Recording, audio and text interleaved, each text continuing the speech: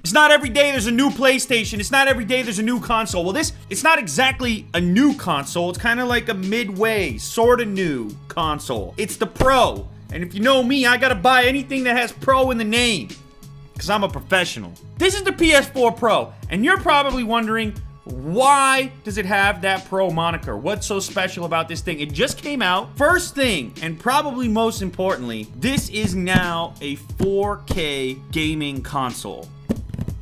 Now, that's not going to matter to everybody right away because not everybody has a 4K TV or display that they're going to hook this up to. But I love pixels. If I could get more resolution, of course that's what I want. And this is the way to do it. Now, the PC people, the PC gamers are out there like, excuse me, get whatever resolution you want with some fat graphics cards. It's true. But a guy like me likes to sit back on the couch sometimes.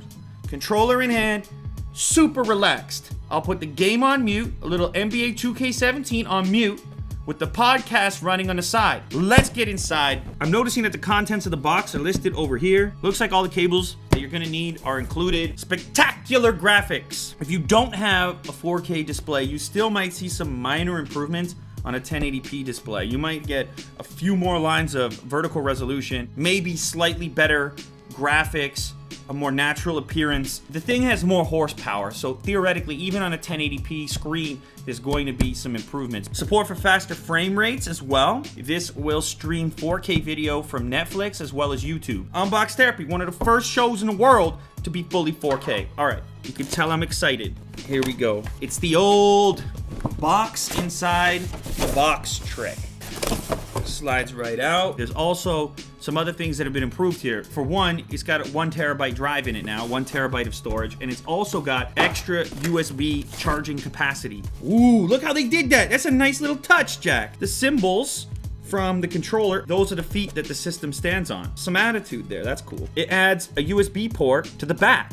So now there's a third one, 2 on the front, 1 on the back. Your LAN port for wired connectivity if you choose to get those sweet speeds. There's also digital optical audio out. There's this auxiliary port here for accessories, and then the HDMI out. And I like how the power connector is recessed in here. 2 more USBs. These are the main ones that people will use. The buttons, I like this. I like that they did this. So I've had a number of different PlayStation 4s, but what they've done here now is the power switch is over on this side and the eject switch is over here. It's tougher to mistake one for the other, which happens all the time, especially with new people that are using your PlayStation. Maybe they're Xbox users, they come over, they're just slamming those buttons, getting the wrong results. You can tell, you see them stacked up. I mean, the design aesthetic is pretty similar. The Pro is a little bit wider this way. It's a tiny bit taller, and the depth is roughly the same. It's got a little bit more horsepower.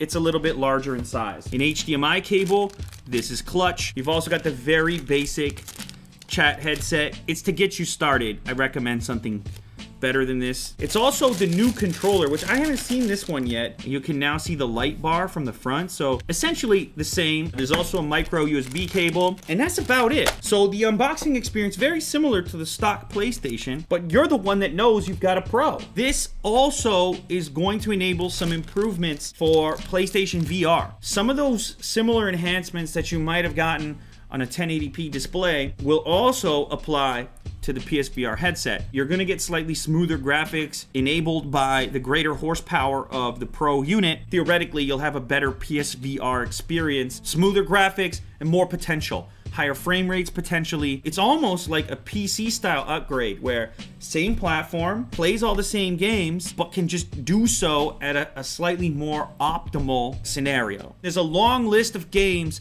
that will see improvements on the PlayStation 4 Pro. So a quick note about 4K resolutions in the PS4 Pro, just make sure that your display or TV supports 4K at 60 Hertz to get the most out of this. Now, most newer televisions do, but it's something to check up on before you invest in this system and hope to get a beautiful 4K signal. So there you have it, PS4 Pro. Should you buy it? Does it suck? No, I think this is a cool step in the right direction. I think if you're on an old model and an old TV, it's probably a little too much of a step because then you got to get a 4K display to really take advantage of it and the system itself. But if you don't have a PlayStation yet, you're looking for something to do this holiday season, maybe you're a parent, I say step up to the Pro, future-proof yourself a little bit so you're ready when you do get that 4K display. And if you already have a 4K display, then come on, man.